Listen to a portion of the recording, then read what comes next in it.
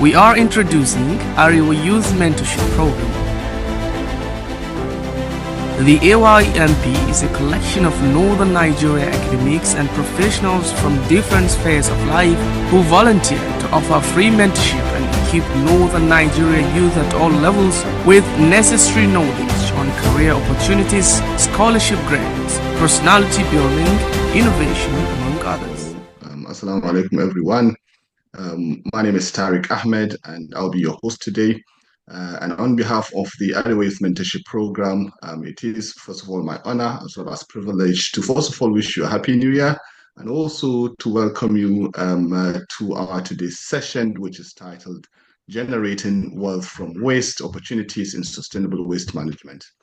And as you've seen in the advertorials, we've brought together esteemed experts as well as professionals that will really delve into this vital as well as timely topic. As you know, sustainable waste management really is not just a necessity, especially for our planet, but also an avenue for kind of innovative opportunities which can drive economic growth while at the same time addressing environmental challenges.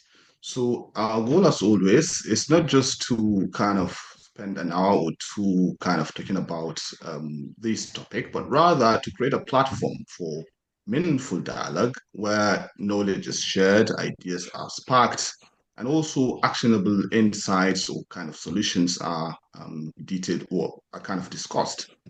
So through the session, we hope to inspire forward-thinking approaches and also foster kind of collaborations that would contribute towards a more sustainable future. Before I kind of introduce our distinguished speakers, I would like to take a moment to express the Arewa Youth Mentorship Program's kind of heartfelt gratitude to each and every one of you for joining us today. Your presence here really signifies your commitment to the important conversation around sustainability as well as waste management. Now, you might have also seen that this is our 41st program. So we've had quite a number of different, well, about 40 previous sessions. And these are kind of very, very important sessions that will highly recommend that you have a look on our YouTube channel. I will pass the virtual mic on to Dr. Fauzia, who is our mentor. I'm sure you've already met Dr. Fauzia in the past. She will talk you through what we've done and how you can get involved with the Arewa Youth Mentorship Program, and also to welcome our guest. Dr. Fauzia, over to you. Okay. Good afternoon, everyone. I don't have much to say since Prof will also talk. Thank you all for joining. Thank you, Baba, for accepting our request, and my brother MD. I don't know if he has joined. Thank you so much for coming out of your busy schedule. So remember Arewa Youth Mentorship is here to support you, especially for secondary school students and graduate, undergraduate student. We are all here to support you. It has been a long year, 2024. A lot has happened. I know we have done a lot of program, and I hope we are making an impact in your life. And what else will I say? Happy New Year. Happy New Year. I hope we are going to see more in this year. Thank you. Thank you. Thank you very much, Dr. Fauzia. So yes, you know, as I've mentioned earlier, we've got loads of different sessions in the past, so highly recommend that you have a look at that.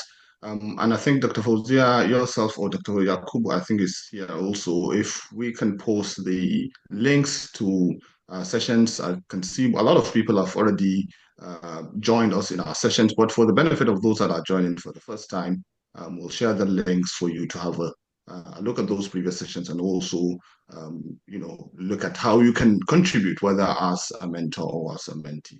So thank you very much. So our agenda today, we'll have about four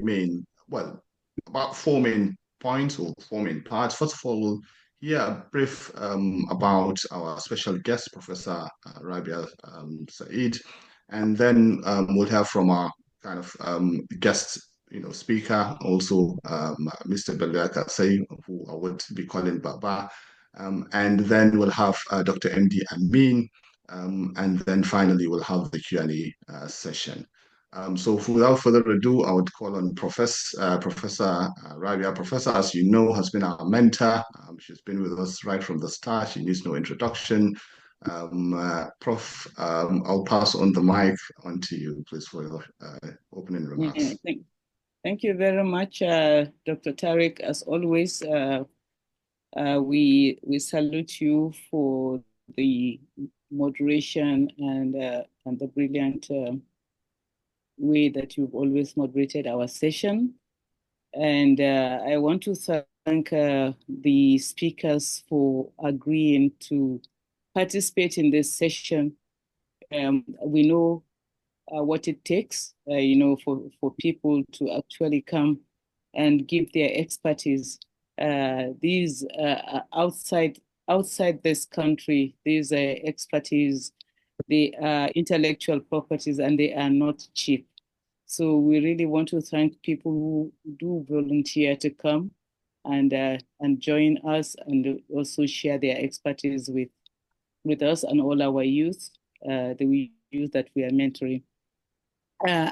This particular topic is a very good one. I was very happy to see that AYMP, it's one of the topics that we want to touch on. As far back as 2012, I attended the waste management conference in Venice, Italy. And when I came back, I had this enthusiasm about how waste can be used to generate electricity, seeing that we have this challenge of electricity supply in Nigeria. So, but it was like, it really hit a brick wall, because as much as we have a lot of waste, there is no will, or there are no structures to actually transform that into useful energy, like I wanted in electricity. And coupled with the fact that I wasn't in a position, because you have to be in a policy-making position to be able to have that done. So, but today I'm glad that we have the experts that will speak to us, not just about generating energy or electricity, but about turning those waste into wealth. And I think it's a very timely topic in a time like this, when people really need wealth is something that everyone is searching for. So if the waste that we generate can be transformed into wealth, a lot of our youth will benefit from that. The topic is an interesting one, and I believe it will take a lot of our time. So mine should not take that much time. I would like to now back to Dr. Tariq to continue with the program. And I pray that we all benefit. Thank you so much. Thank you. Thank you very much. Thank you very much, Prof. You always used to say that we should have our pens ready. I guess you've been saying this for quite a number of times. Like, you feel that, we've always got that. Yeah. You don't have to keep repeating that, but we have it ready to kind of take notes. We really appreciate you for all the support that you've been giving us. Thank you very much for that wonderful opening remark. As you said, it's a very important topic. It's one where definitely there would be a lot of comments and questions at the end. So again, I wouldn't take much of your time as well. We'll straightly, dive into the session. Please do reserve your questions to the end of the session. You could use the raise hand option, and I'll give you the opportunity to ask your questions, or you could use the chat box to type in your comments or your questions, and we'll try as much as possible to get that addressed. So again, without taking any time, we'll go on straight to our first speaker, Mr. Bello Yakasai. As I said, I'll be referring to him as Baba because he's my father. He is an accomplished leader in sustainable waste management, agriculture value chain development, and business promotion. Currently, he's the managing director of Integral Parts Limited and chairman of Intermetro Transport Solution Limited. He has previously served as a Group CEO of Cape Gate Investment Limited and managed Antrofilia Empire Limited, which is a waste recycling company. His extensive career includes leading transformative projects on programs that drive economic growth and innovation in the country. As deputy team leader of the FCDO-funded Links program, he championed initiatives to enhance market linkages and promote sustainability. In his current role as cluster manager of the GEM project, he spearheaded efforts to boost competitiveness across key industries such as entertainment, ICT, and manufacturing. Mr. Yakasai's expertise extends to the agro-input value chain, having led the Nigeria Agro Dealer Support project funded by AGRA, increasing the input availability for farmers nationwide. He has also worked on USAID-funded projects focusing on market development and sustainable agriculture. His contributions include leading Nigeria's leather transformation agenda, introducing the National Leather Transformation Action Plan, and managing a frustration program supported by the World Bank. His expertise encompasses an impressive range of industries, including agriculture, manufacturing, and environmental sustainability. From leading national leather transformation efforts to advancing agro-input accessibility, Baba has consistently delivered impactful results. He holds an MBA and has conducted significant studies in areas like value chain analysis, market assessment, and gender inclusion. So once again, thank you very much for giving us the opportunity, the time to be with us today, Baba. I understand you do have some slides, so I can share that for you, or if you want to do that, that's fine. Yeah, either is okay. You can share it from there. No problems. Okay, all right, so I'll do that right away.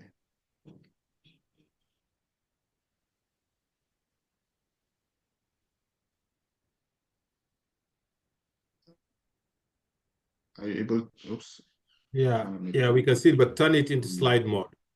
Yes, I'm just trying to do that now.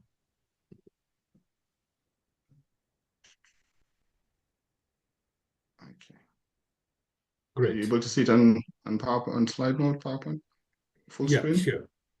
Yeah, full screen. No problems. All right. Let me start by thanking Almighty Allah for giving us people who have a foresight like this group has. The initiators of this program, I think, must have been a gift from God only.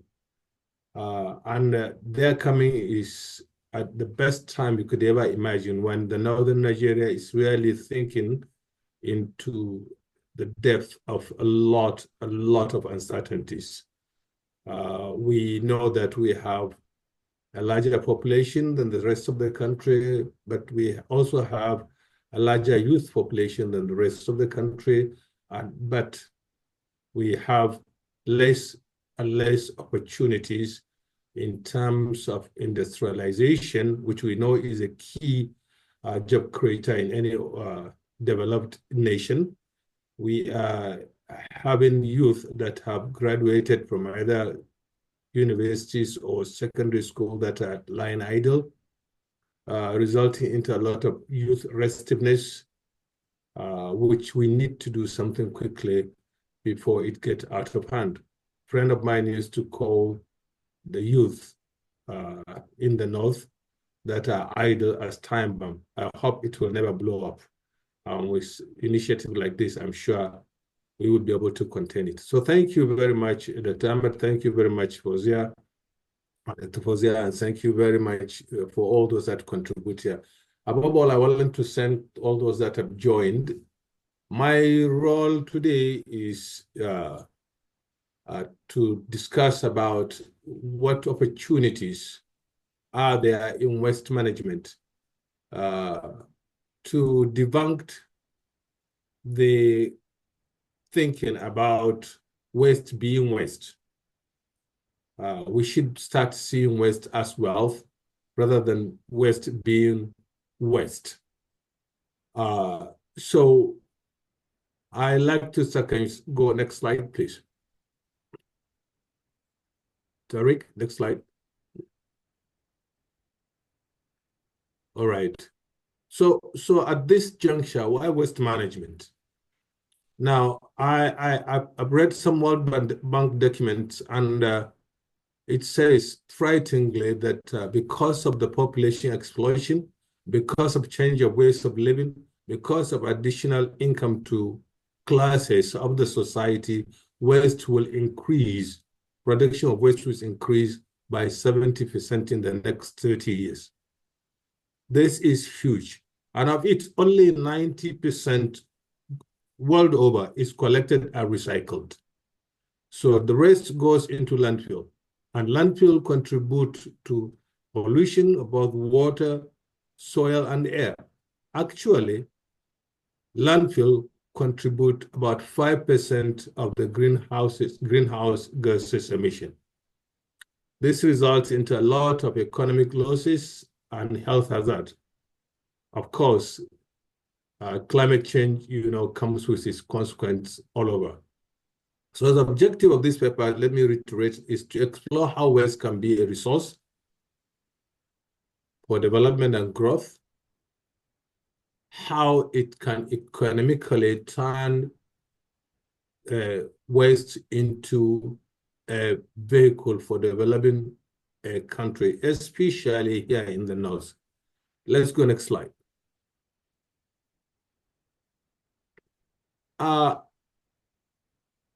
The problems associated with waste management generally, or waste production generally, include the quantum of waste. Globally, 2 billion tons are produced annually. Only 19% of waste is recycled or composted currently. I've mentioned about the effect of landfills, 5% of greenhouse gases, and I've mentioned about how landfill contaminate waterways, air, soil, that result into global climate change and other health hazards. Once in a company that I headed, a waste management company, we realized from the beginning of our work to 1 year, cases of malaria have reduced because waste dumps are very good growing place for vectors of various types. So these are the kind of health hazards that are apparent with waste dumping all over the state. Next slide. Next slide.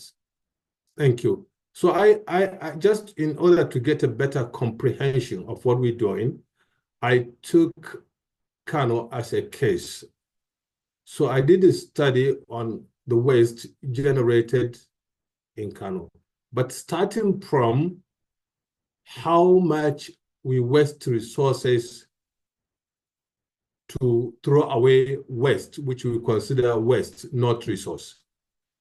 In 2021, Kano State allocated 1.1 billion naira to waste collection. In 2022, Kano State allocated 460 million naira.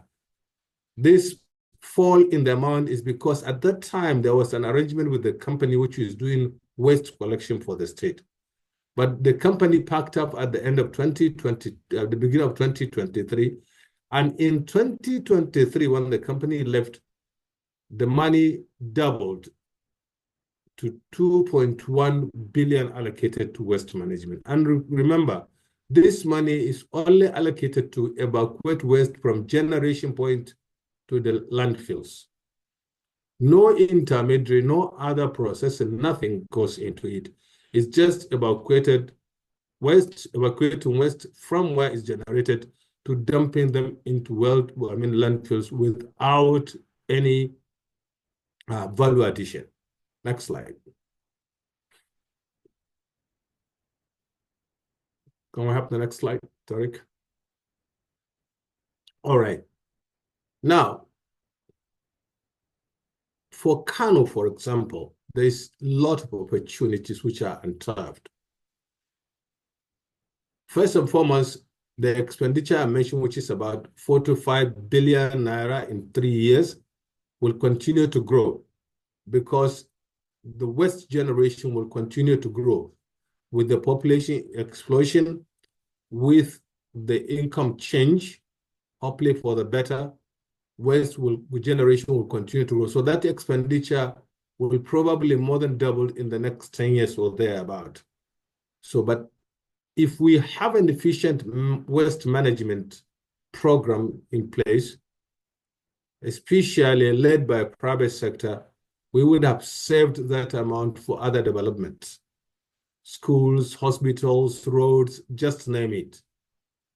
Secondly, we will recover materials from this waste that we consider waste to value artifacts, things from plastic, from metals, from paper, for productive use and for import substitution. We can use the combustible part of the waste for energy production. We can also, at every node of the value chain, we know that job will be created.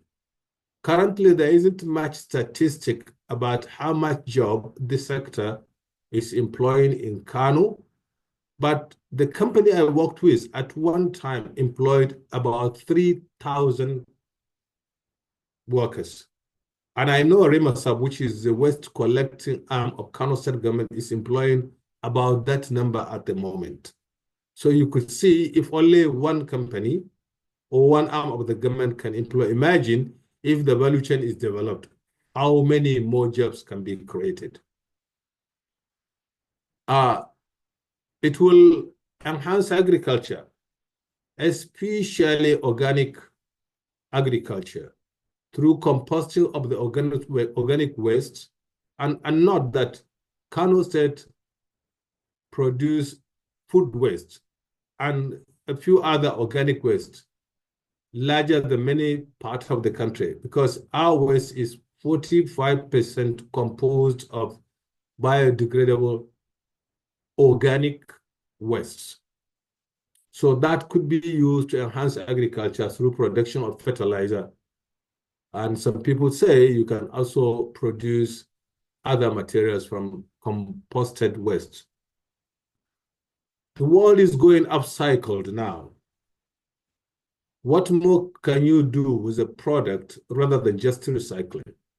For example, from waste, we can use blocks for pavements, for buildings, create furnitures, create some clothing materials, even produce items that are of, aesthetic nature, from waste to something that you use to beautify your house or your city. And who knows what more can we do with waste if we put effort into that. Next slide, sir. But it should be noted that, the economic value of waste depends on several factors. First and foremost is the efficiency of waste collection. This means, what are the methods used in collecting?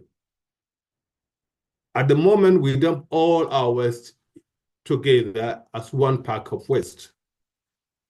If we have an established system, we should be able to do waste segregation, where you have papers, metals, aluminiums, glasses, bio-waste, and so on and so on. And that could make it easier to produce product based on the raw materials, because now waste is raw materials, and I'll be referring it as raw materials from now. Secondly, what is the recycling program in place? What technology?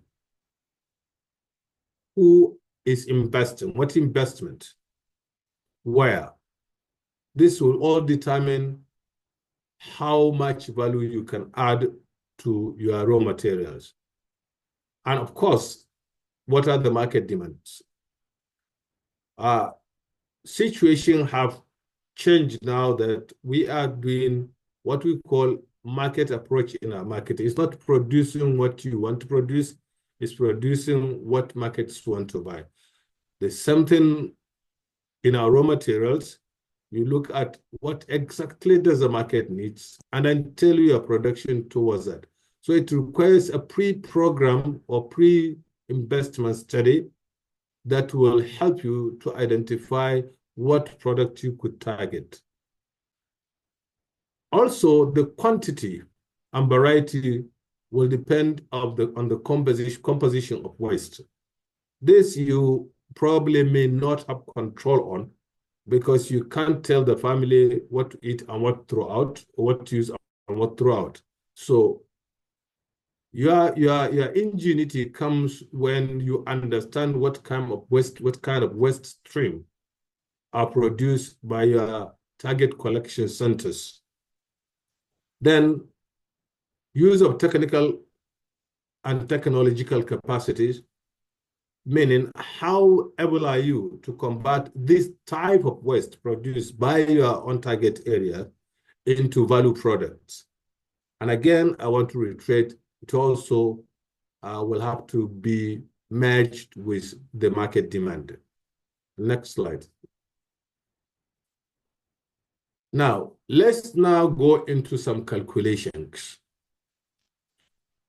When I was putting these slides together, I look at materials from the World Bank and I see the figure is adjusted to 2.24 billion metric tons of waste produced in the world. If you take the 8 billion people now in the world, it's about 0.79 kilograms per person daily. Now, this figure is projected to reach about 3.8 billion metric tons annually, according to statistics. Now, there was also an agreement between various arms that are concerned with waste to value or to cost the waste produced, especially per ton. So using the recyclable materials value, the energy produced value, and others, there was a consensus to put the value of waste at $50 per ton. So if you do the multiplication, you find that the value globally of waste is $112 billion annually. Annually. Now coming to Nigeria, they produce 32 million tons of solid waste.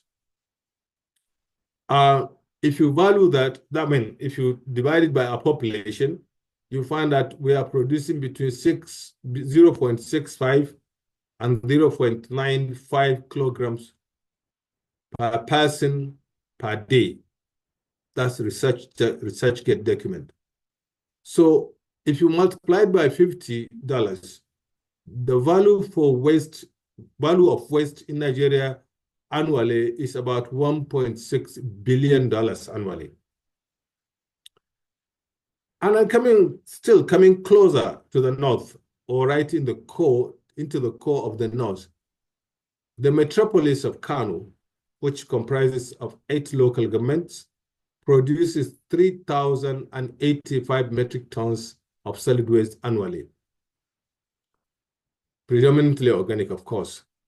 So if you do that figure by $50 per ton, meaning the value of waste produced that we are not using now is about $56.5 million annually. And if you turn that to Naira, you are getting close to close to 100 billion Naira. I mean, I don't know how buoyant one could be to avoid tapping from 100 billion Naira resources. Of course, I'm not downgrading those that are investing into waste collection, especially in Kano, where you have a large number of people that collect plastics and metal. But I was expecting with the quantum of waste generated, there should be some major investment to tap into these resources. So let me go into the potentials now. First of all, there's potential to develop entrepreneurship. Waste offers people opportunities to start recycling or upcycling of businesses in the state. There's enough raw materials to do that. They can as well create innovative products from waste that are unlimited at the moment. And of course, you know, waste collection centers and management services is another entrepreneur, holds another entrepreneurial opportunities. There's a lot of opportunities to create jobs. I mentioned that. I don't think I need to bore you, but imagine if there are over 3,000 waste collectors by one company, and maybe another 3,000 by non-registered informal sector. You can imagine if this sector is developed to put full potential, how many more people could be engaged. Your guess is as good as mine, but I'm thinking of over 1 million people in Kano State alone being engaged in waste management. Well, you can imagine the technology that could be brought and the technical expertise that could be developed if you decide to turn waste to energy. In addition to that, you create jobs in logistics, transportation, etc., that are all centers that could employ our youth rather than leaving them redundant. There's also the issue around skill development.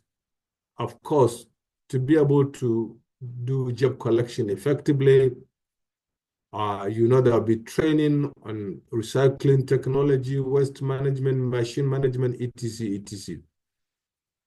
Technical expertise, and developing managerial skills for sustainable business ventures. Next slide, sir. In continuation with that, there is also economic empowerment. And I think everybody must have a picture in their mind now with what I've said earlier.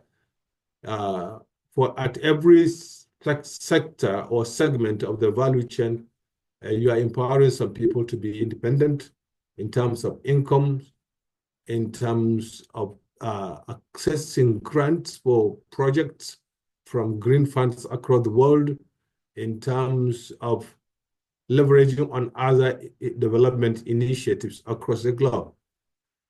Many people do not know that there's so much money one could draw if you establish a waste management project. There's so many funds that are green, that are willing to support you, provided you are certified to reduce the amount of wasting, not waste combustion into helpful products. There is also innovation and creativity that could be developed within the society. New technologies for efficient waste collection and processing, machine sorting, waste combustion, recycling, upcycling. These are all innovation that will also be enhanced by creativity of the individual or the entrepreneurs or investors or governments, if government is willing to. I'm not a serious advocate for government doing direct project where there is a profit which could be a major motive for investment. But I am more of the fact that the government should contain himself with the role of providing environment that investors can really put in their resources and make money, and in the process make even more money for the government. Eco-friendly product could be produce issues such as packaging, rather than plastic packaging, paper packaging, toilet tissues and toiletries, and other things that could be produced from waste. And of course, finding more ways to reduce or reuse our recycling waste. And finally, under potential, There's contribution to the national development.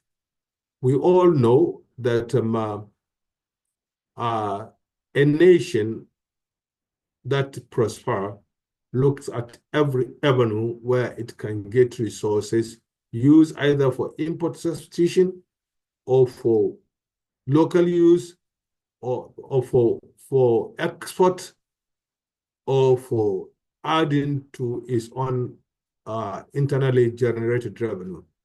So in addition to all that, supporting waste management is synonymous to supporting Nigerian goals for cleaner and sustainable environment.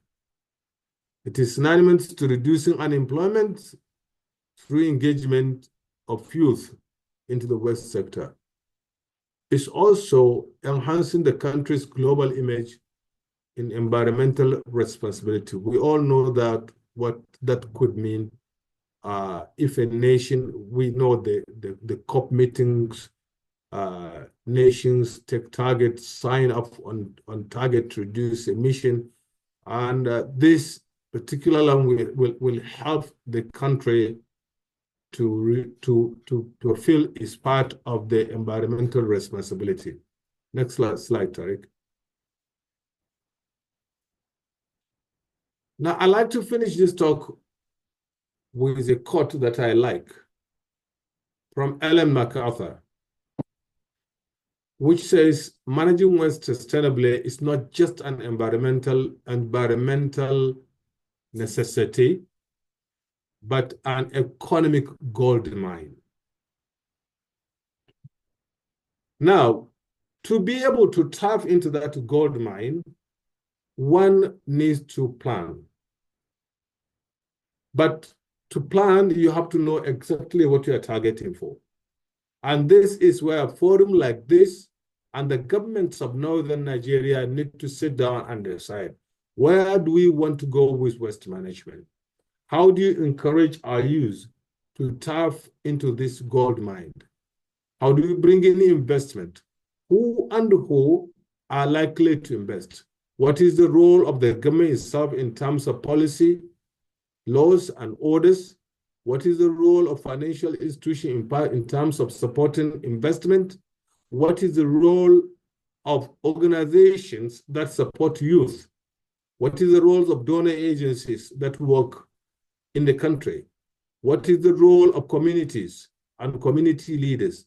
What is the role of political groups and opinion groups? What is the role of NGOs and CBOs? These are things that need to be worked out in order to have an effective plan and, of course, attract investment. But when we keep talking about waste wealth, when you cannot lay your hand on any waste management plan authored by the state or authored by a non-profit organization, then it will be very difficult for one to be able to say, okay, this is the area I want to invest my effort or my resources. So I like to say and call, for that matter, that those that are concerned, as I listed above, should be able to come up with a waste plan for Northern Nigeria, and then should, within that plan, segment areas of investment, and should support these areas of investment, or at least provide them with an environment to invest, and above all, develop the capacity in terms of knowledge and skill within, or if that is not possible at the moment, borrow from elsewhere to ensure that they have established a system that will probably in the next 5-10 years will make Northern West, turn Northern West into Northern wealth. Thank you very much.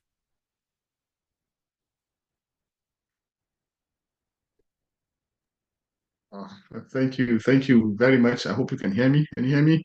Yes, thank you very much, Baba, for that wonderful presentation. It's really detailed and very, very clear. Usually I like to pick a few things, one or two, but I guess today it's very clear. There's nothing for me to pick on. Obviously, a lot of questions from my end and know from a lot of our listeners.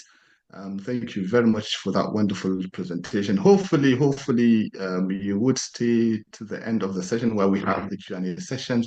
I'm definitely sure that's going to be a number of questions. Hopefully, you can address some of those questions. Thank you very much for that once again. We'll move on to our next speaker. Our next speaker today is Dr. MD Amin. I'll make a short introduction of Dr. MD. He serves as the policy manager for methane pollution prevention in Africa and Clean Air Task Force, where he works on advocacy efforts aimed at implementing robust, technically sound regulations and policies to curb methane emissions across various African nations, with a primary focus on the oil and gas as well as waste sectors. Now, he has a distinguished track record, and Dr. MD has contributed significantly to the field of energy and environmental research. He has authored papers in esteemed scientific journals, and his outstanding work titled A Review of Development in Carbon Dioxide Storage earned him the prestigious Applied Energy Highly Cited Article Award in 2020. Furthermore, Mohammed regularly publishes essays in prominent print and online media platforms. His writing often delve into critical issues such as energy education, infrastructure, and other developmental challenges. He's recognized for his expertise and dedication, and was also appointed to serve on the expert advisory panel for the Earthshot Prize in 2023 and 2024. And the Earthshot Prize was funded by, or in 2020 by Prince William and the Royal Foundation. It is the world's most prestigious and ambitious environmental prize. Dr. Mohammed holds a PhD in carbon capture and storage from Cranfield University in the United Kingdom, and complemented by a master's degree in petroleum engineering and a bachelor's degree in geology. He is a chartered geoscientist and an active member of numerous professional associations. Dr. MD, you've heard the presentation from Baba. I'm sure you would have a thing or two to add on to that or to reiterate on what he's already said. So I'll give you the floor now. Thank you, Dr. Tariq Ahmed. Thank you so much. I want to share my slides. I'm not sure if someone needs to stop sharing theirs before I can share mine. Yes, you should be able to. I don't think there's any slides that's being shared at the moment.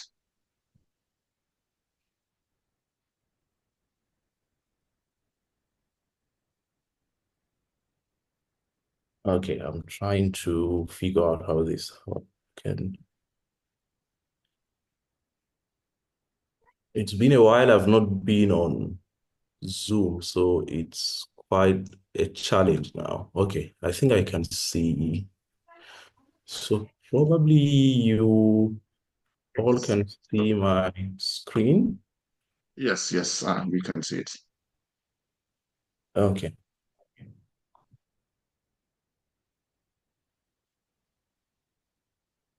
Okay, so again, thank you for the opportunity to be here.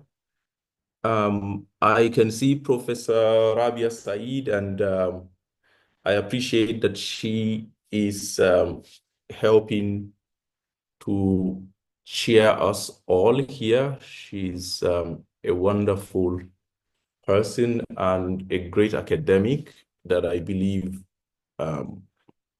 our children, especially the female child in northern Nigeria, should want to imbibe. Thank you, Baba, for a wonderful presentation.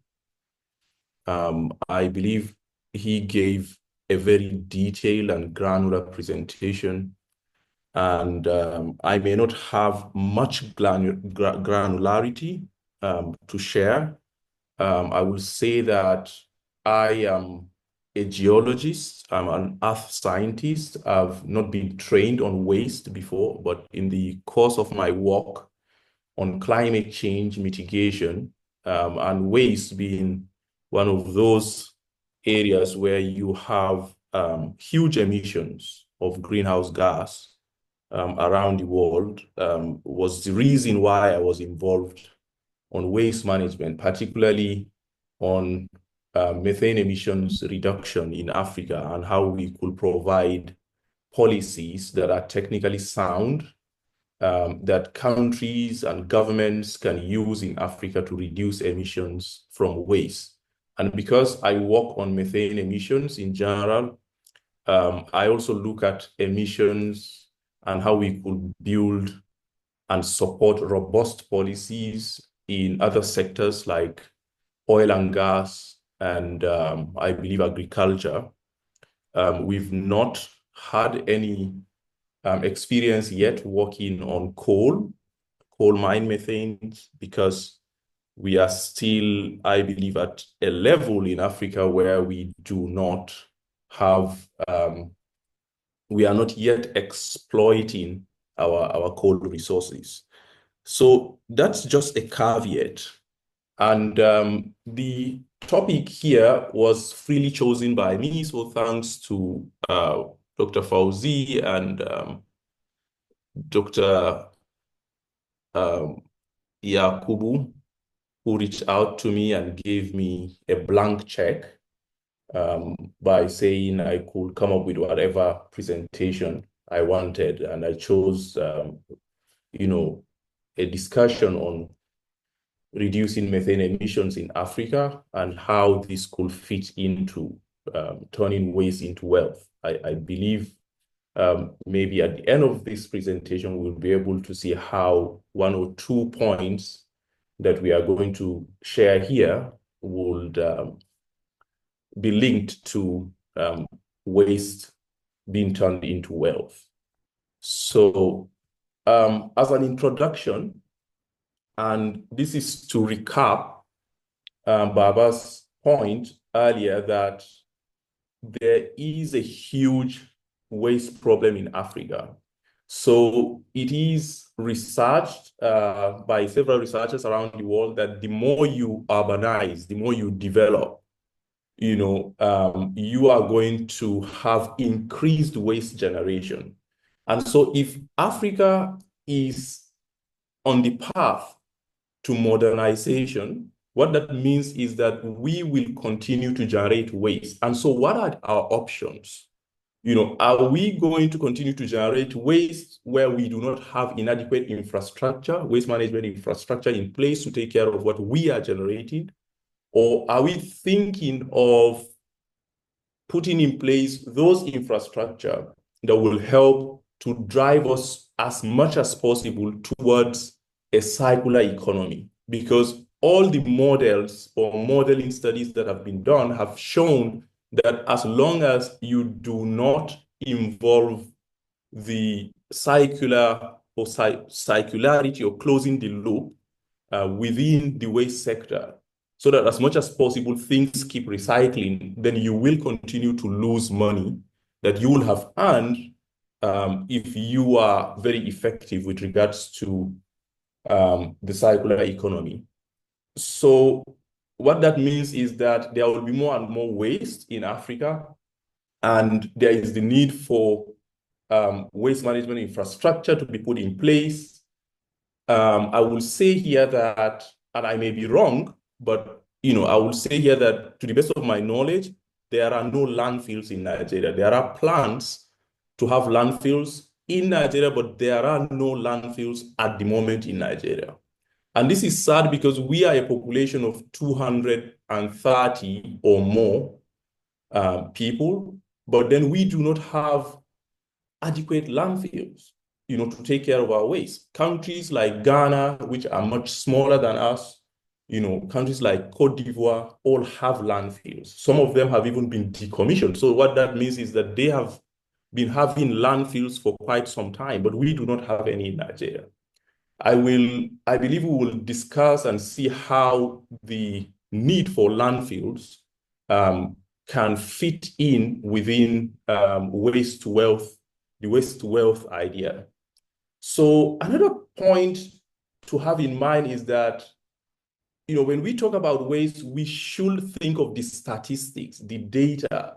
Who are the people infected? Who are the most vulnerable in the society? So there are a huge environmental and health impacts of lack of proper waste management in place. And here I'm talking about methane emissions. But if you even go beyond methane emissions, I think globally, the data from World Health Organization is showing that there are at least 7 million deaths annually, as a result of air pollution. And this includes both indoor air pollution as well as ambient air pollution, so both indoor and outdoor. And this leads to things like stroke, heart disease, and it's unfortunate that the countries that bear the biggest brunt are countries in the global south, countries that we sometimes refer to as low and middle income countries, or LMICs. And it's also sad, again, to learn that out of these 7 million deaths, you have about 600,000 deaths in children under the age of 5. So these are very grim statistics that are very sad to come face to face with. So I believe if we plan to work on waste management, we are going to save a lot of lives around the world. So I will narrow it down a bit to methane emissions from waste. So how do we ensure that there is proper waste disposal, and how does improper waste disposal lead to methane emissions? So we might have an idea on what anaerobic decomposition of waste is. It basically means decomposing organic waste in the absence of oxygen, right? And so this means that when you take your waste to landfills, you might end up having emissions, methane emissions. And this is because the organic waste is naturally going to decompose. And if you pay attention to landfills or pictures of landfills around the world, you'll always see smoke, coming out of these landfills. And this is because, there is just natural fire that ignites in landfills because there is huge emissions coming out of these landfills. So I was in Ghana in 2023, where I used a very sensitive device called a methane gas analyzer. And I went to a landfill in Kumasi where I picked emissions as high as 70 ppm, within landfills in Ghana. And you realize that those values, and I believe we need to check the literature to see what 70 ppm implies within, how terrible that is to our health.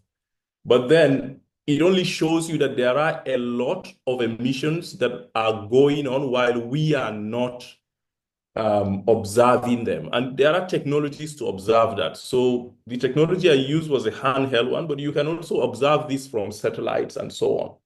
Now, a lot of emissions come out of landfills. We have been able to work with a Canadian company, with my organization, to see how much emissions,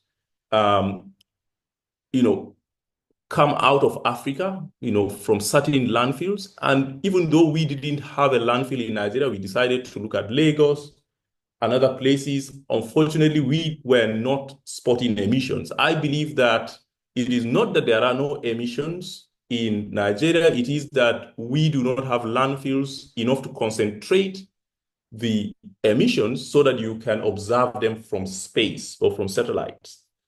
Now, the reason is we do open dumping of waste. And so because open dumping is indiscriminate dumping, probably there is no concentration of these organic waste undergoing decomposition. And this also highlights the need for us to have these kind of landfills, so that we can at least observe emissions, and we can also use those landfills to capture gas, which is basically biogas that we can use as fuel for other sustainable practices. So another thing that we should have in mind is that beyond organic waste decomposition in landfills, you might also have open burning of waste.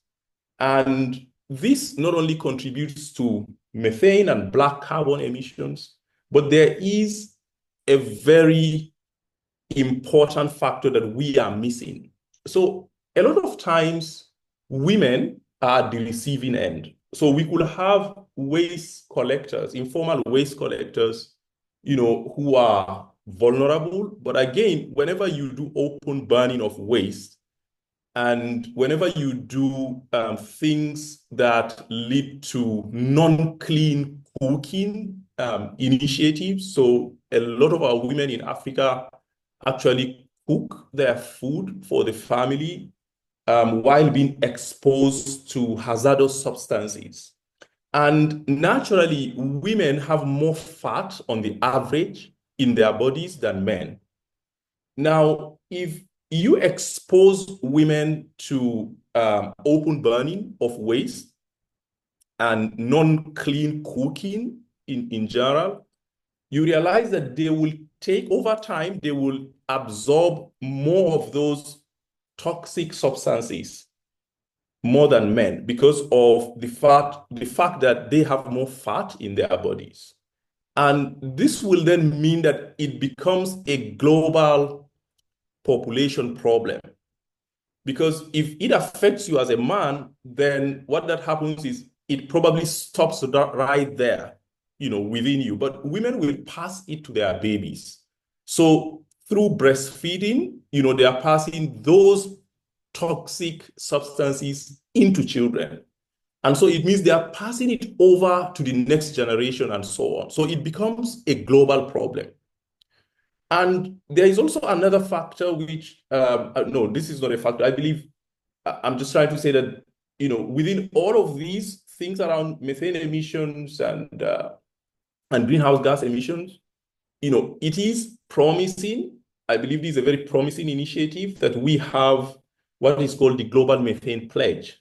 So we understand that methane has a global warming potential that is more than 25 times greater than carbon dioxide over a 100-year period. And that means that, what carbon dioxide does to the atmosphere in terms of its global warming potential is even greater when you have methane emissions in the atmosphere, even though methane is a short-lived climate pollutant. So it creates the damage that carbon dioxide will do in 100 years. Methane could do that in 20 or 25 years. And so that led world leaders to say that there is the need for us to have a global methane pledge where countries will come together and say that as much as we are working on reducing emissions from carbon dioxide, which is going to be a benefit that will be derived by the future generation, because if you reduce emissions today by reducing carbon dioxide emissions, what you are doing is you are helping the future generation, because the carbon dioxide that is causing problems for us in the atmosphere today is not the same carbon dioxide that we in our generation have emitted.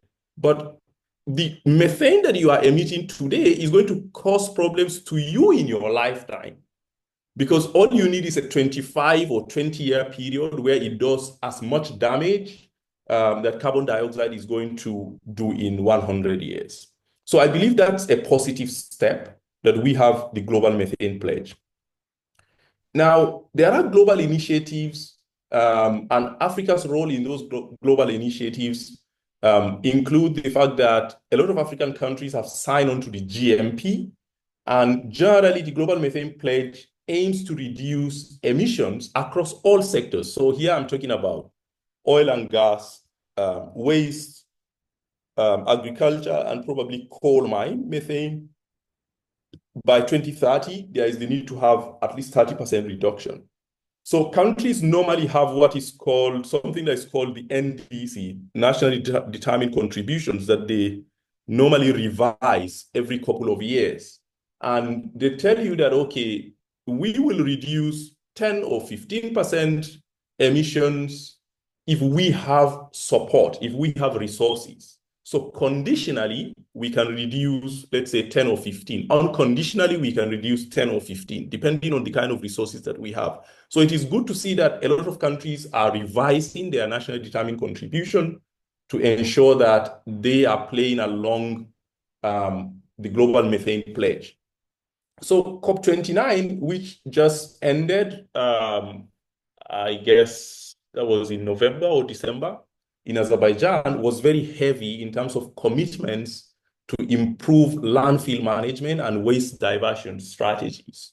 And so unlike the previous COP, which was heavy on methane emissions, I guess this time COP29 is trying to even narrow it down to say that there is the need to look at emissions, particularly from landfills, and by also looking at diversion strategies. Diversion strategies here mean that there is the need to also reduce the amount of organic waste that goes into landfills.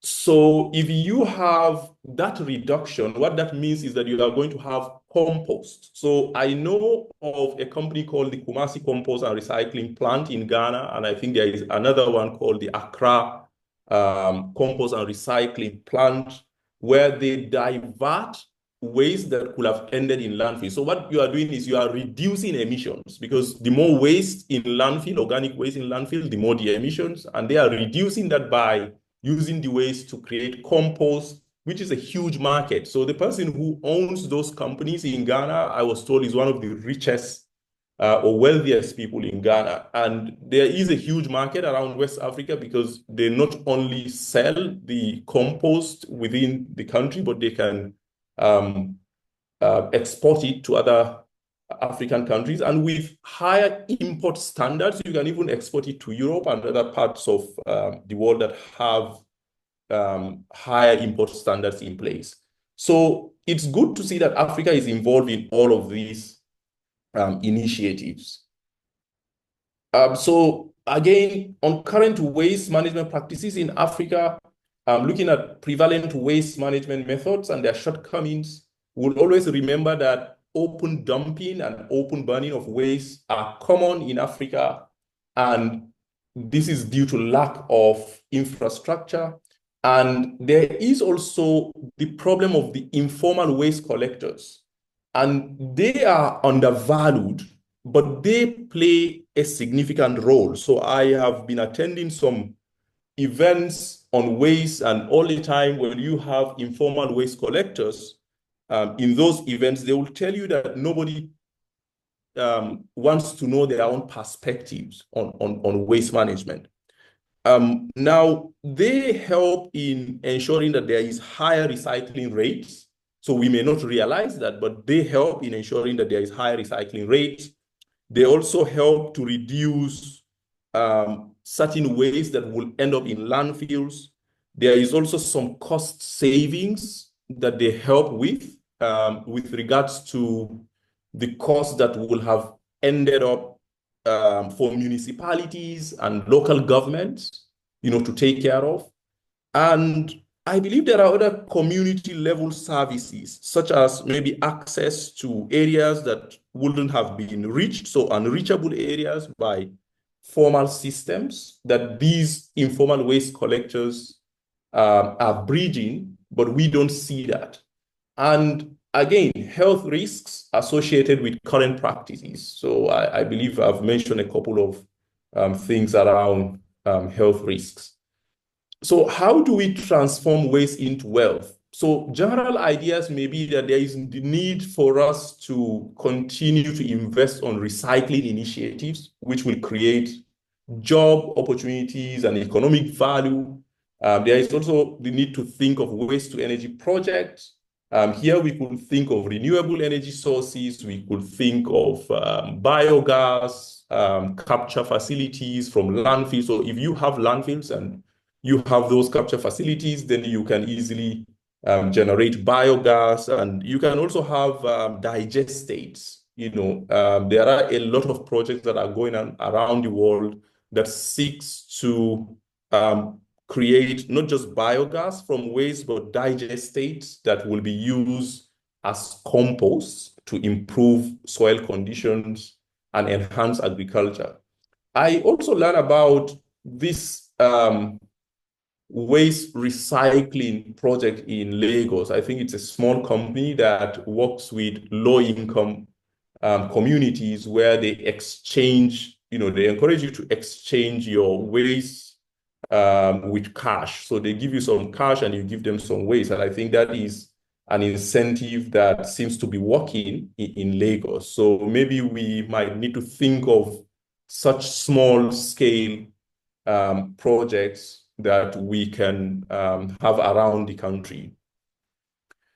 Now, in terms of strategies for enhanced waste management, we will need to think of how do we implement composting and anaerobic digestion for organic waste. So like I mentioned earlier, composting is one way of reducing emissions and also creating value and generating wealth from waste that would have ended up in landfills. Anaerobic digestion might also might also give you some more value because you are doing anaerobic digestion with the sole aim of harvesting biogas, which you will now use as fuel. Now, you can also, I believe, generate electricity if you have significant biogas facilities. So there is also the need for us to have sanitary landfills that will not only just be landfills for the sake of landfills, but it will have these capture systems that will encourage us to, have biogas. And I believe PPP? So public-private partnership in waste management should be encouraged. And this is because sometimes governments are reluctant to bring in the money. And in collaboration with the private sector, there is more value to be derived. And I believe there are key examples that we can learn from across the world on how well waste management is taken care of from the perspective of, this collaboration between the public and the private sector. So basically, I would say that for policy recommendations, there are probably many policies that one can suggest to support sustainable waste management and economic development. But I would say, three things might come into mind, which is, let's think about how we could include the informal waste sector workers in policy decisions. Let's also think about investments in waste management infrastructure. Let's also think about enforcement of regulations to reduce open burning and dumping of waste. And you might also want to think of the benefits. So if you reduce greenhouse gas emissions, that's a benefit on its own. If you reduce or improve public health outcomes, that's an important benefit. And then overall, this ties into economic growth through job creation and resource recovery. And in conclusion, and this is also a call to action, I will say that as a recap of some of these key points, there is the need for stakeholders to engage in sustainable waste management practices by thinking of addressing waste management challenges by thinking of that from the perspective that we do not have time. So how urgent are we willing to think of addressing our waste management challenges? And again, the potential to transform waste into valuable resource should be a top agenda, in all our thinking around waste management.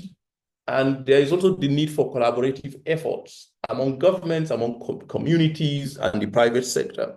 It's important to say that when you think of waste, you might want to think of addressing waste management from the perspective of the individual. So a lot of the problems of waste management are embedded between the source and the sink. So right from your home, you need to do something about waste. So you need to figure out how to sort your waste. You might need to also come up with initiatives at primary and secondary school levels to help pupils to understand the need for sorting their waste right from their classrooms or right from their homes. And I've seen this happen in South Africa, where children from a very young age are shown how they could take care of their waste from the source. And this helps the process in general, because the more the sorting from source, the better for the value chain that goes towards having waste ending up in landfills or being used effectively, for other sources, for other uses. So I would say that, as a conclusion, we should think of this from the perspective of the individual. So if you have 230 plus million people in Nigeria, then you should think of waste management as that which should consider 230 plus million data points. The same if you think of Africa as a continent of 1.5 billion people, then that what you have is actually 1.5 billion data points and so on. So these are some of my thoughts, and I hope that you've learned maybe a thing or two, and I'm happy to take one or two questions. And I believe that there may be other people who are even more knowledgeable than me here, and so I'm happy to have a discussion and also learn from you all. Thank you so much. Thank you very much for that wonderful presentation. For you as well, it's been very clear, it's detailed, it's clear, it's a little bit technical, but it's good. It's good to know, the kind of emissions you've mentioned, a bit of emissions that you were able to measure in Ghana, and it's very, very insightful. So thank you very much for that talk. I'm sure. So this brings us to the Q&A session now. I don't know if I can see there are a lot of comments coming into the chat box.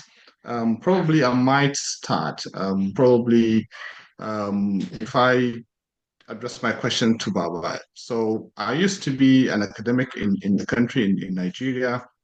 And unfortunately, we've seen in a lot of the projects that I've supervised in the past, I think there's need for really a shift in the way that we do a lot of our researches. We need to look at our problems, current problems, and also look at the opportunities, as you've mentioned. How do we then look at, for example, in terms of waste?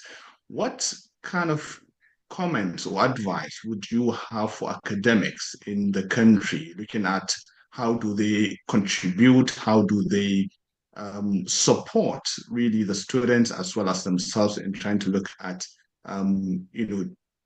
changing that mindset, looking at solving problems, especially with regards to waste, looking at how do we convert that waste into a resource, really. All right, thank you, Tariq. It is rather, I wouldn't call it unfortunate, but misleading to think going through school and getting certificate is all that matters. I think what matters is coming out with a trade, coming out with something that can make you independent, something that can make you an employer of labor.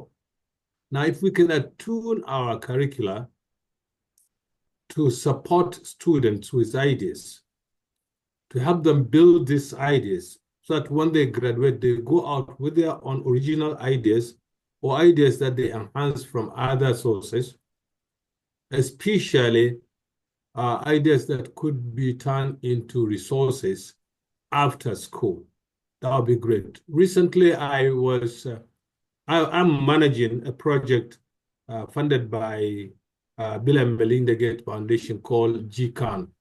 GCAN is Gender, Nutrition, Global Change, Climate Change, Gender and Nutrition Initiative.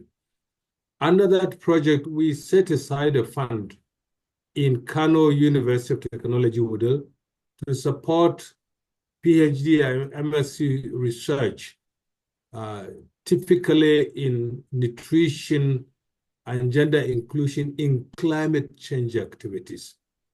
Now, this is the kind of thing that I would suggest university should do. If the university have some fund to support research, they should support research that will turn into value to the students or potential investor afterwards. That's one.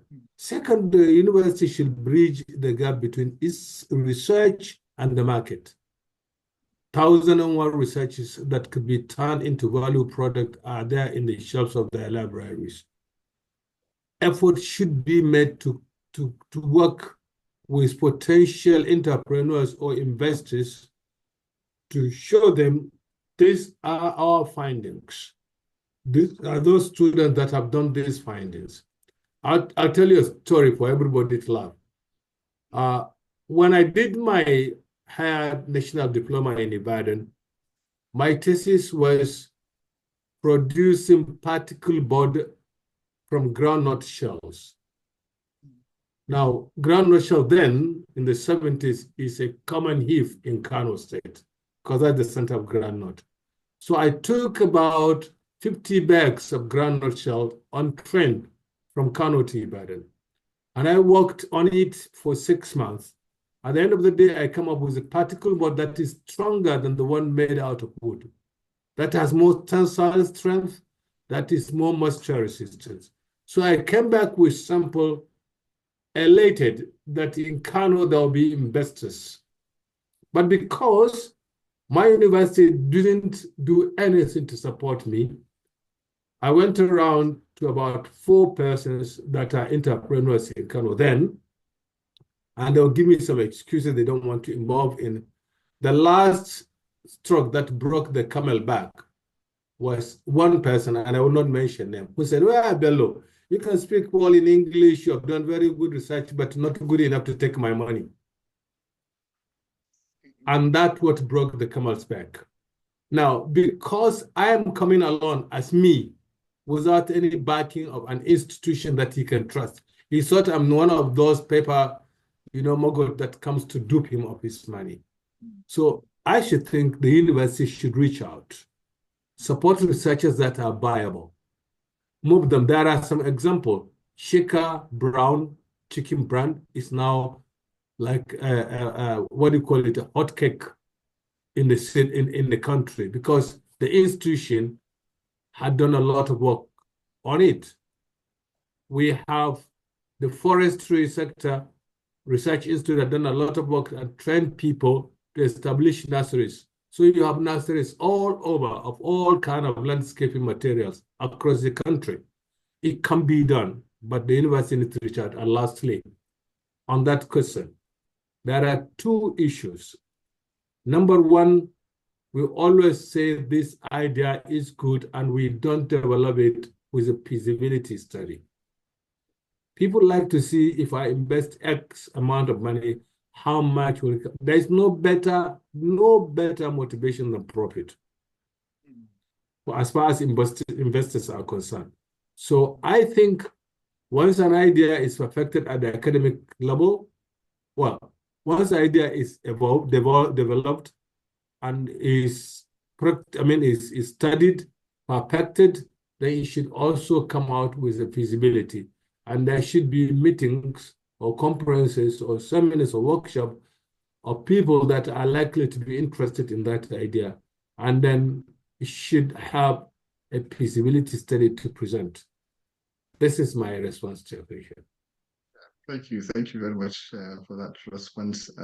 It's very clear, and I don't know if Prof have anything to add. I know some universities are trying.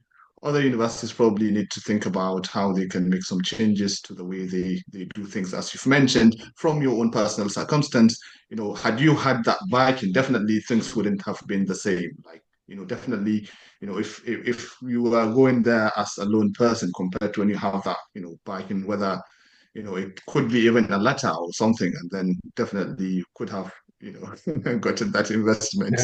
Absolutely. Yeah, Absolutely. Thank you very much. Yes, please, if you have any question, you can use the raise hand option to ask your question. I think I've seen one in the chat. So there's one that... I think Prof wanted to say something, huh? Okay. Yeah, I just wanted to mention that it's slow and gradual, but it is happening. For Bello University, the Center for Renewable Energy and Sustainability Transition, we're looking into waste into energy.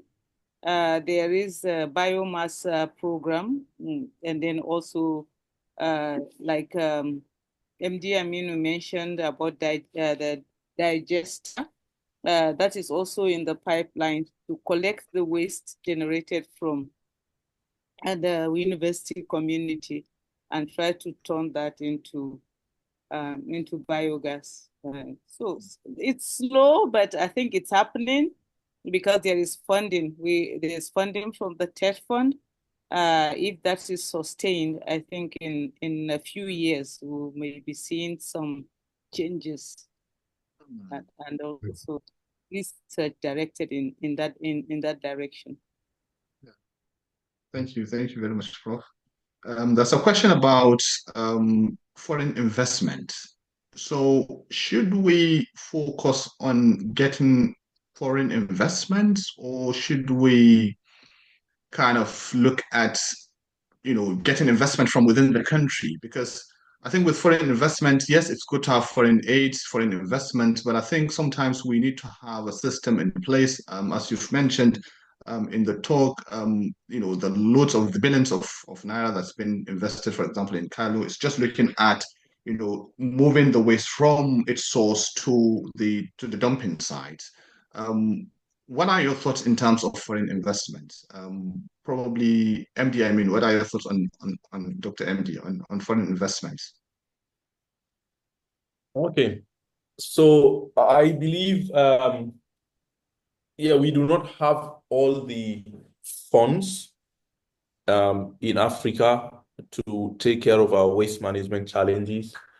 But the good thing is, working within the policy space in Africa, I do see a lot of funds that are directed towards Africa from organizations like the United Nations Environment Program. And so I do see a lot of figures, directed towards, let's say, digesters in East Africa, in countries like Kenya, and so on. So I feel that those funds are there, but there is the need for capacity within Africa, because nobody hands you funds if you have not demonstrated that you have the capacity to utilize those funds. So I'm not sure that we have even utilized the little funds, if I can put it that way, at the moment, enough for us to make a claim that we do not have the huge funds that will dramatically transform the infrastructure space in the continent. So I believe it's important because you can't walk in isolation. And so I think that those funds are there. Climate change is probably the most funded sector at the moment, even with the coming of Donald Trump. Things might slow up a little bit, but then there are funds that have been locked up that will outlive Trump, the Trump administration. So I think that, there is the need for us to look inwards, to ask ourselves if we have the capacity to access the funds that we can access at the moment before we think of maybe other challenges around funding in general. Thanks. Can I add something to that? Yes, please. Yes. Yeah, I think MD has really got it all. But locally, there's something missing in trying to attract foreign investment. And this is coming from my experience in managing 2 waste management companies in Kano, and participating in one in Kaduna and some other places. One is the government will to advance the cost of waste management. Believe me, as at now, it's not there. The reason I said that is that there is no fund set aside except for collection under the government arm and disposing in the waste dumps. Nothing of initiative is coming out. The government, almost every government promises to do something. But at the end of the day, you will find even those potential investors locally that are attracted will be forced to go out. No policy to protect your investment in a state. No support to access fund from financial institution, because government has this general policy that they don't guarantee or support anybody to access fund from local banks. No laws or bylaws that makes you an entity recognized by the government to establish a waste management center. No incentives of any form, cash or kind, that you could say would help you to establish before you start paying tax and dividend to the government. And finally, there's this inconsistent change of policies because of dearth of knowledge by the policy managers about waste management. So this must be addressed, and this is without sentiment. Otherwise, there is no government, no political government, and I can tell you, at least in Kano, that didn't campaign about waste collection. Reading people of Kano State of Waste, none, all the government that come to be in the state have campaigned with it, and none have succeeded in implementing it. So, sir, where do we start? You know, it's eye-opening to know, that these kind of loopholes. But then the question then becomes, how do we go to our policymakers and try to ask for these policies to be set in place? How do we kind of think about coming up with solution to these main problems? Okay. First and foremost, I think there has to be a forum that would sit with the government and discuss honestly how we are going to deal with these issues. It's not dealing with the West. West is passive in this case. It is those that deal with the West. The enabling environment is what matters. So first of all, what policies can we put in place? How do we get it through the assembly and passed? Number one. What incentives could we say is automatic if you're investing in this area? How do you support the informal sector to be quasi or semi-formal? Because they are there, you can't ask them to go out. They are also there because it employs them. So if you are creating job by displacing others, you are not creating any job. Then when we are able to come with a strategy and help the government, maybe the government need to get some consultants to sit down and develop a waste policy for the state. And once that is done and passed, then there should be a follow-up lobby, because we are aware of many, many policies in the states or in the north or even in the country that are just documents on paper. They are never implemented. So there has to be a lobby group, like the institute that I am just being made an ambassador, Institute of Waste Management of Nigeria. That could be a very good lobby group. There is also the Association of Waste Pickers, which is very strong. Tens of thousands of members across the country. How could be a lobby? Once there is a document to push forward, this organization could be used to lobby. In addition to that, we can sell this idea to donor agencies and programs to help in supporting the intellectual aspect if we lack it, because we don't have experience in it. So there are countries that have experience. Even if to bring people from those countries and come and lead us and guide us so that we can use their expertise to develop worthy documents. That could be a very good starting point. But again, let me say, we must sensitize the politician to have the political will. That is very, very key. Yeah. Thank you. Thank you very much for that. I can see there are a few questions, but definitely, I know we'll definitely get back in touch to pick up on some of these probably off the call. So I can see there are some questions. Yunus Salihu, can you unmute yourself and ask your question, please?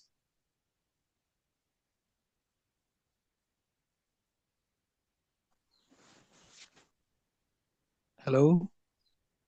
Hello, we can hear you. Good afternoon, everyone. Yeah, my name is Yunus Saliu, as you rightly mentioned.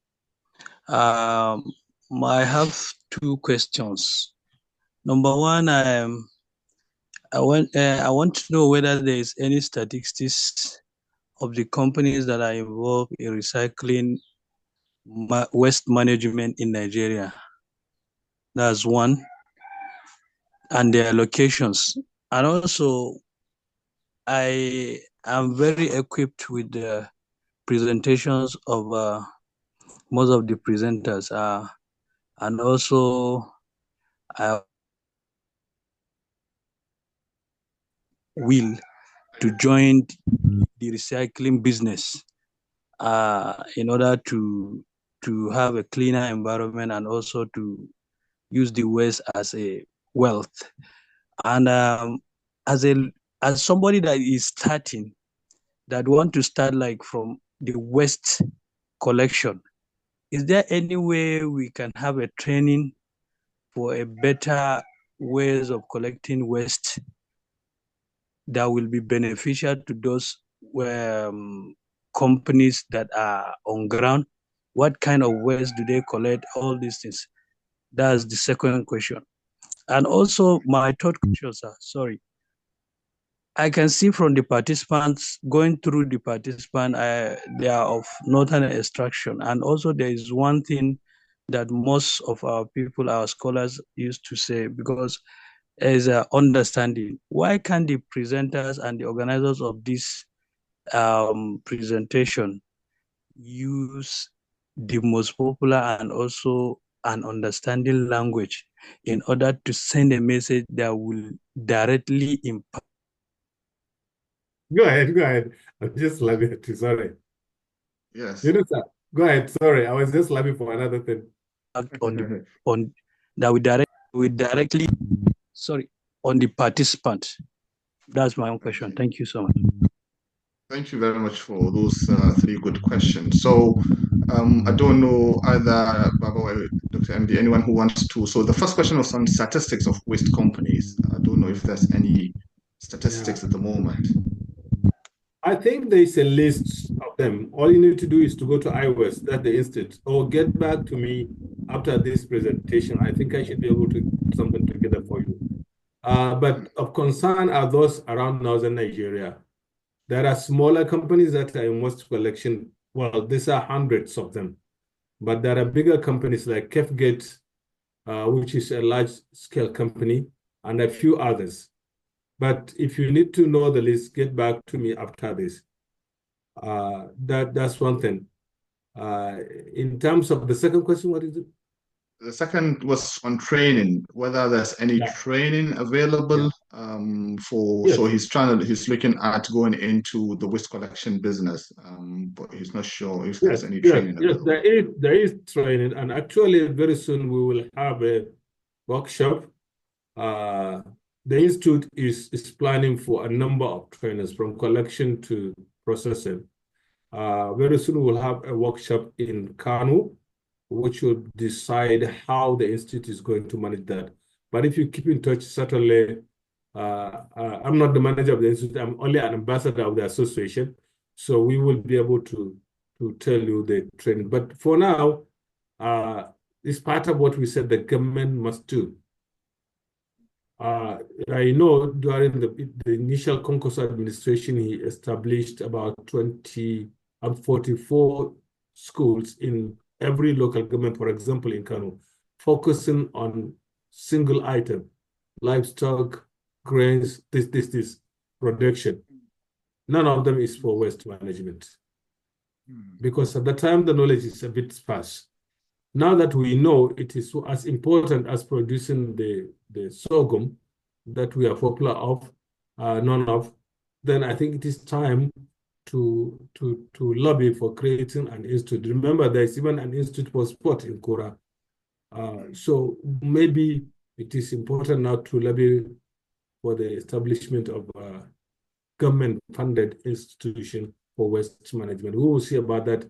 I promise you I will say that at the conference of the association and see whether they'll pick it up. Thank you very much. And regarding your last question, obviously we do have sessions that we do in Hausa, if that's what you're referring to. But we feel obviously we want a wider reach. Yes, we're focusing on the northern part of the country, but not all the northerners are Hausa. So we feel English could be a better way of communication, really. But we do have sessions. If you have a look at our previous sessions, you definitely see we do have sessions in Hausa. So thank you very much for those questions. Makiu A. Musa, can you unmute yourself and ask your question, please?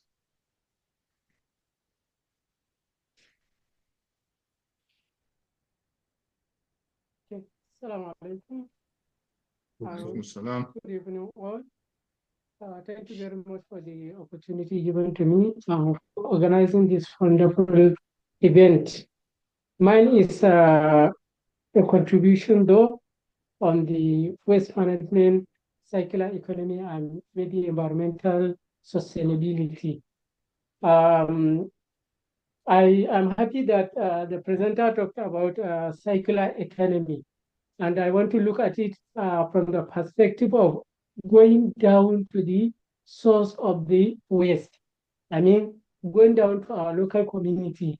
We need to maybe engage our local community in this waste management and recycling aspect.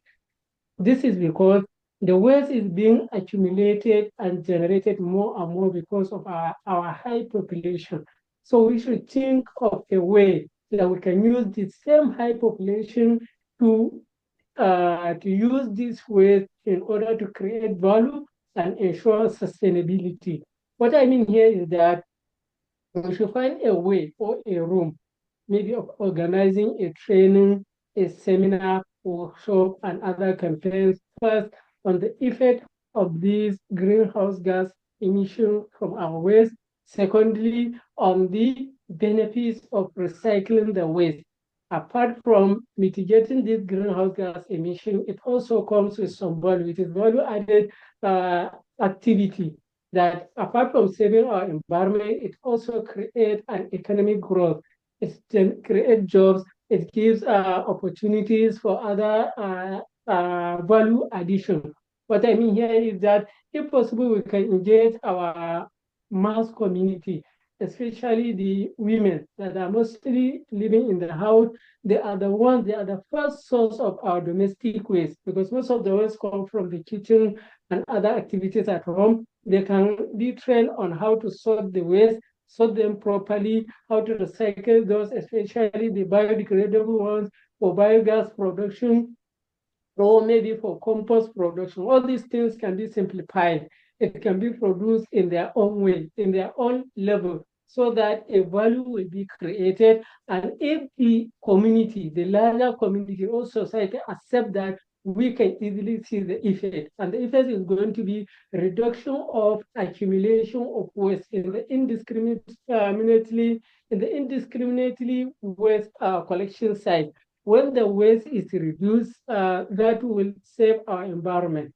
That will save our Thank environment. you very much. And that will create. Okay, sorry for taking your time. Yes, that's fine. I think what you've said is it's really good, and I think it's wonderful. And I think that some of these comments have been mentioned by our presenters, but I think it's really wonderful what you've mentioned. And I'm sure MD probably might have a thing or two to add on to that with regards to looking at women. How do we empower? How do we ensure we kind of educate our women such that we see this kind of significant reduction in the waste that we generate, and also, that ultimately having an impact on the reduction on our CO2 emissions and so on. So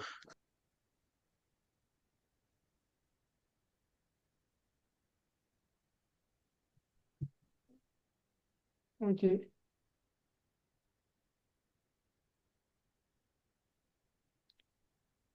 Hello.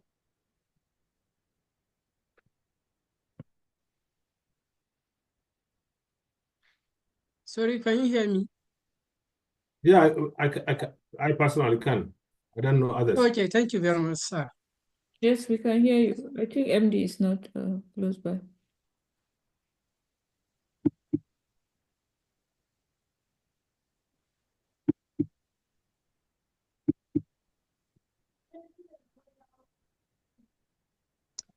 MD, are you there? Right, so Sorry. Tarek, you're muted. right, sorry about that. Okay, MD, I can see MD is back now. Yeah, so I'm not sure if I got what you said. At some point you were muted, and I'm not sure if anybody was talking to me. Right, sorry, yes. So there was a comment about empowering women. So McHugh did make a contribution that there's need for us to kind of empower women, obviously, because then that will significantly, will result in the reduction of the waste that we generate, and ultimately the reduction in our greenhouse gas emissions. So I thought probably that might be something that you are currently doing or you've done in the past. Probably you could add a thing or two onto that. If not, then we can always move on to the next question. Yeah, so I would say that women, the women folk is a sector on its own, just like there is need to have a look at different sectors, if I can put it that way. I do sometimes write articles on climate change, especially with the Business Day newspaper, and I've been thinking of topics to write about. And sometimes what comes to my mind is what is the role of, let's say, faith-based organizations on climate change? What are the roles of women in terms of climate change mitigation and adaptation? So I feel like you can think of different sectors and how you could integrate people. What are the roles of children and so on? So I believe it's important for us to, like I mentioned earlier, that women are vulnerable, especially in rural communities, to the effects of climate change. They sometimes have to walk long distances to get potable water, to fetch firewood and so on. So what could we do to ease their lives?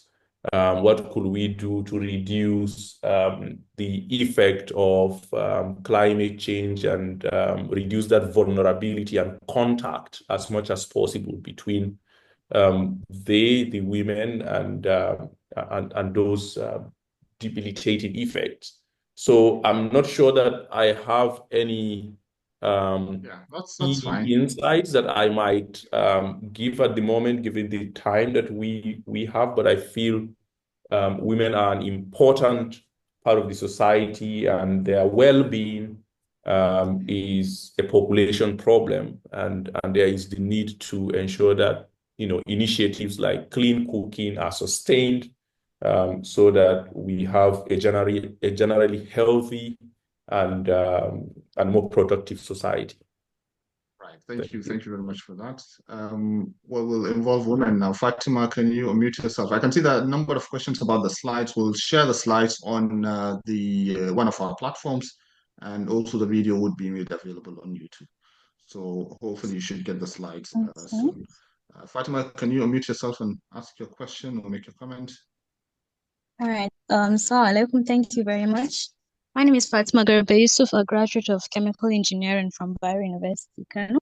So I found the session really interesting, especially as it cuts across waste management and the circular economy, as well as avenues for economic empowerment and opportunities for youth and all. So I think it's also pertinent to also explore the importance of grassroots awareness creation, like trying to improve our waste management culture right from the grassroots, from our children, like maybe incorporating it into their curriculum and also practicalizing it in terms of color-coded waste baskets and stuff like that. And I also like the points that McHugh mentioned about how to bring in, especially since, as Dr. MD mentioned, women are really a core target of this problems associated with methane, indiscriminate methane exchange, and how it will be great to incorporate or empower them to even reduce it, because as it is present in the waste management pyramid, the first or the best is to reduce it first before even thinking of, okay, what to do with it if there's no way to. It's to follow in the footsteps of communities that really incorporated segregation of wastes through color-coded waste bins, and bringing up our children with the culture of doing the right thing in terms of waste management, whether they are going to get anything in exchange for it or not. Thank you very much. That's wonderfully put at the end, whether they're going to get something or not, because a lot of the time we have that mindset of, you have to get something out before you do something.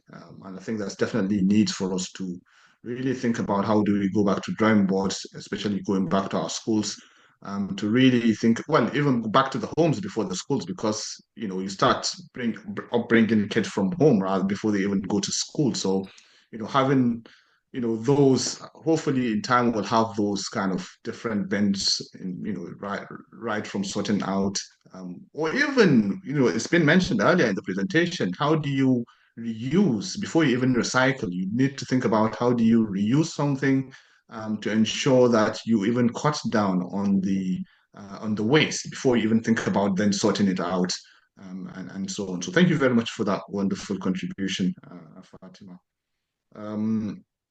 I can see that a number of people wanting to ask questions. I will be a bit biased to the ladies because we don't have much ladies a lot of the time.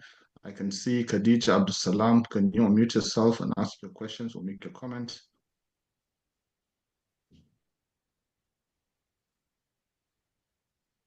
Are you there, Khadija Abdul Salam? Yes, good afternoon, everyone. Assalamu alaikum wa rahmatullah. Hello, can you guys hear me? Yes, we can. Thank you very much for the very needful insight on the waste management and all.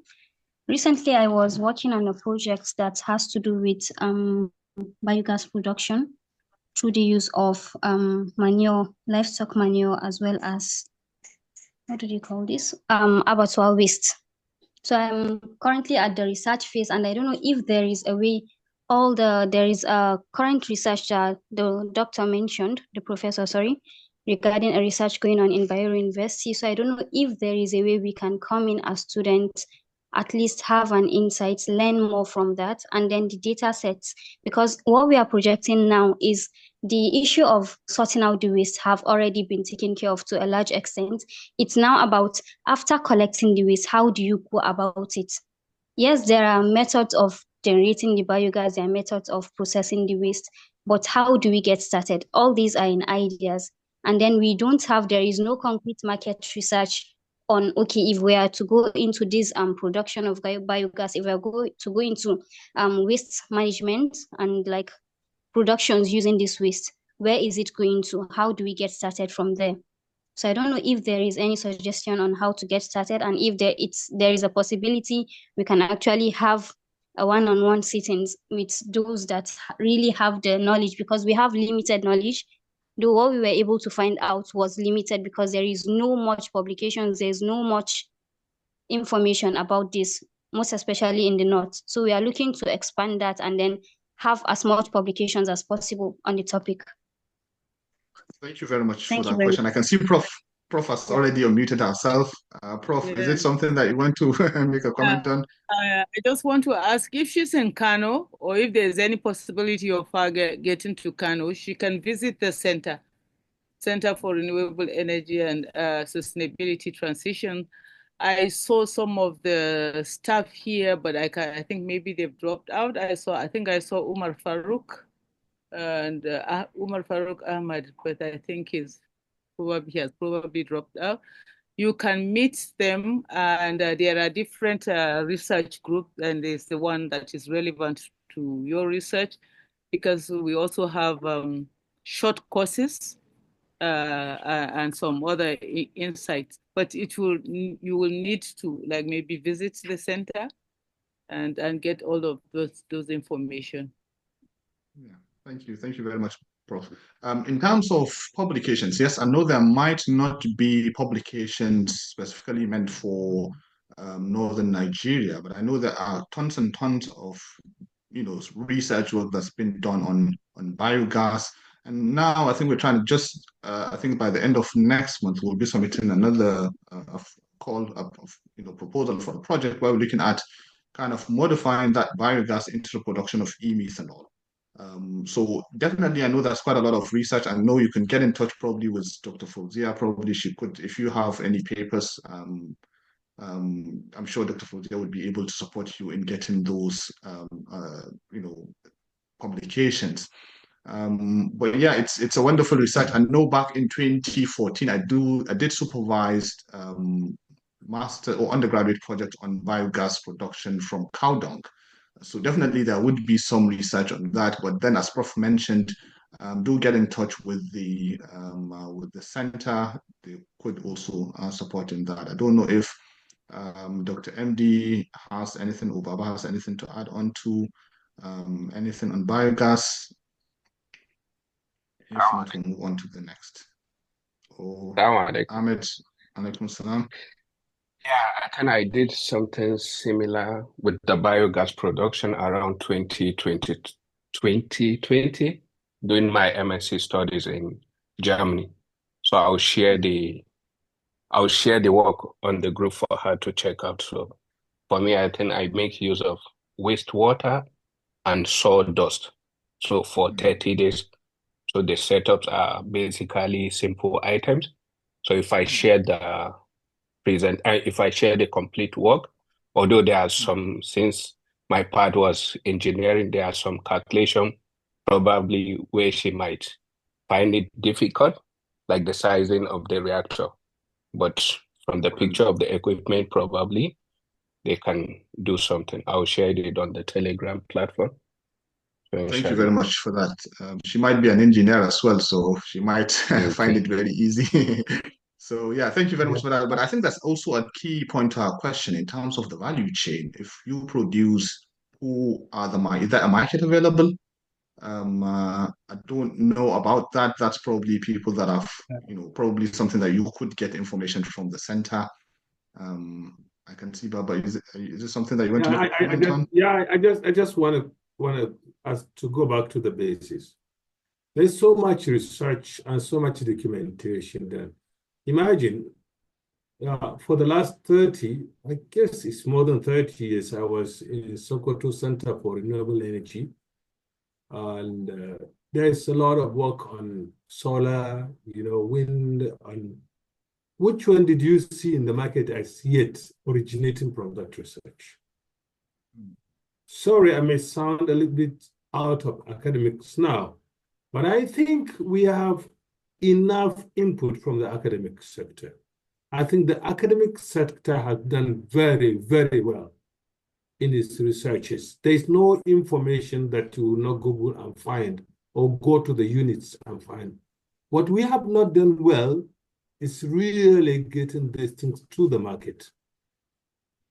And believe me, for the last 30 years, when I started working with them, anyway, by background, I'm a forester. So I'm worried about my trees that keep getting cut and burnt. So I was working on improved wood stove, solar wood stove, biogas, name it, as a forester then, because I rose to the president of the Forestry Association of Nigeria. So I'm worried about every tree that is growing in this country.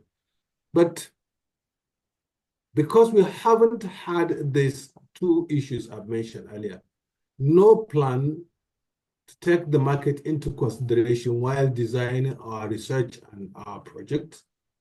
Secondly, or at least little, let me compliment the few that have been there. but we have not seen the sets outside in the market.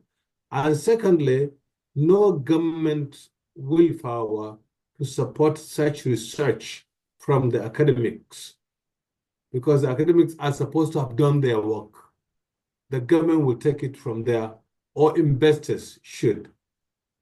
I think what the young lady is trying to find out is not a university that has documentation. It's a place that she can get practical.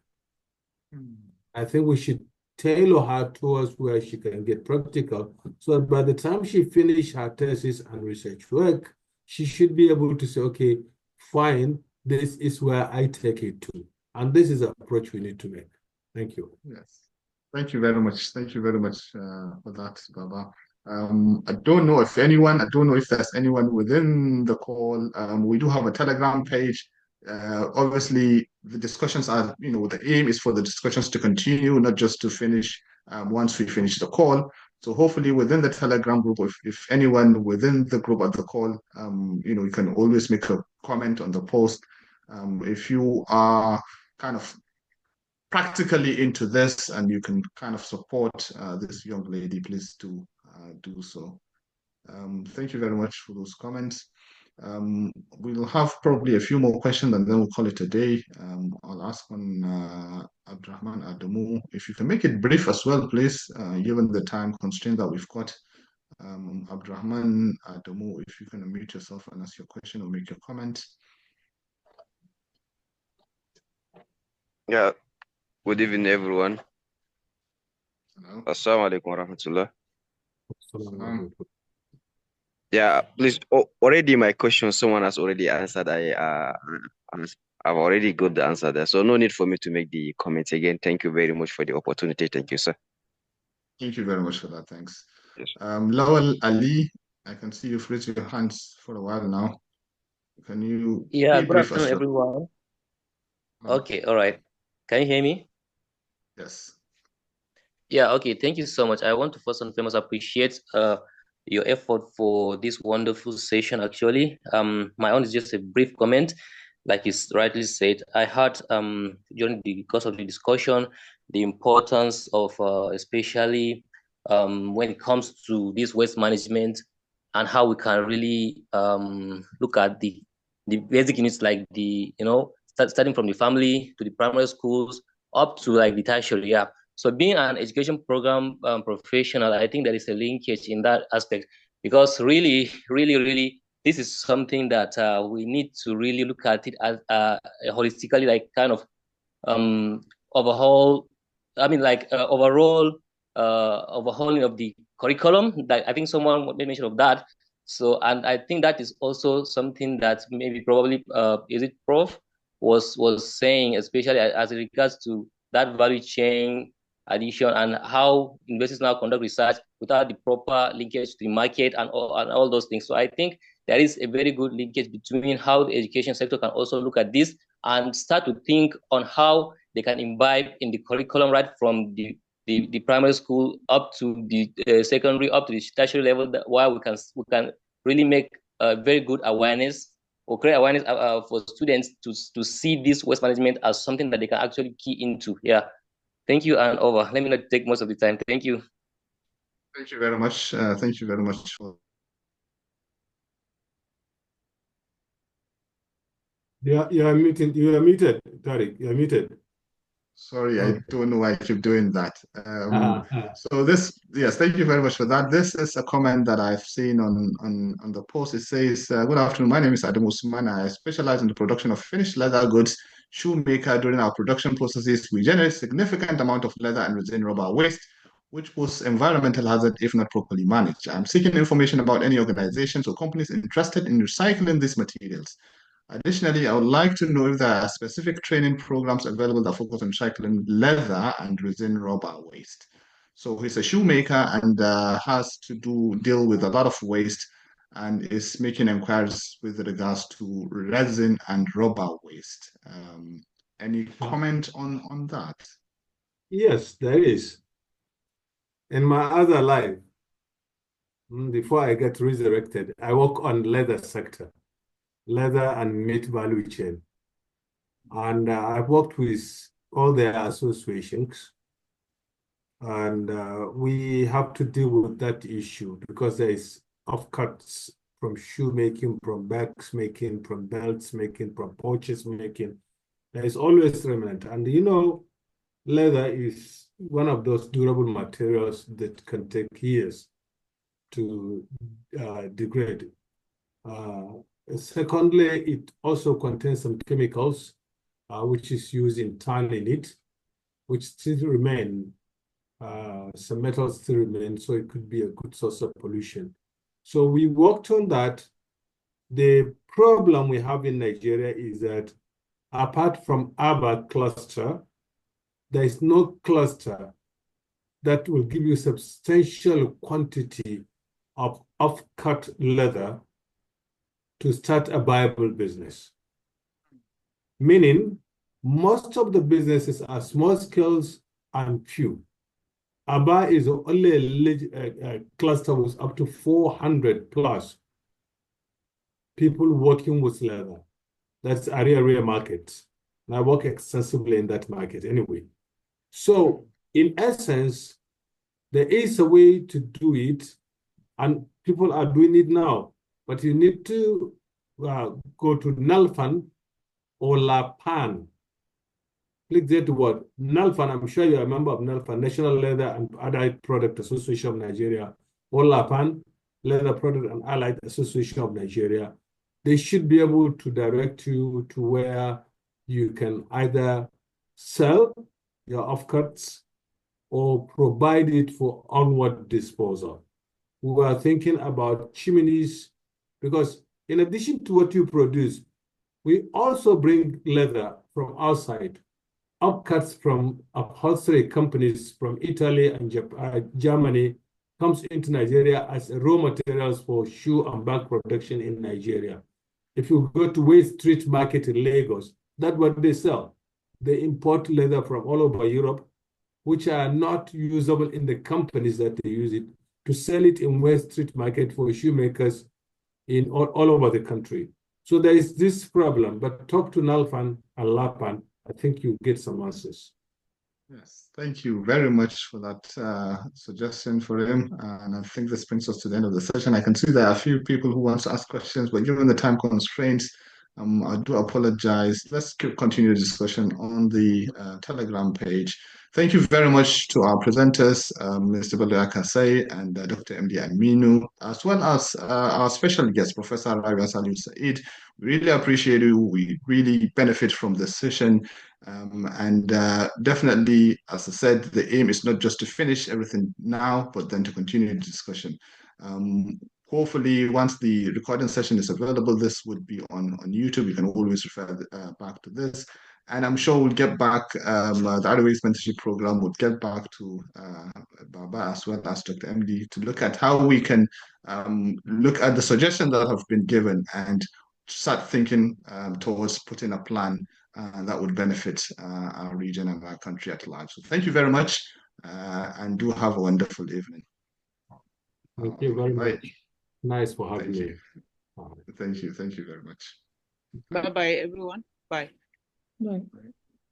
You can also be part of it as a mentor or student.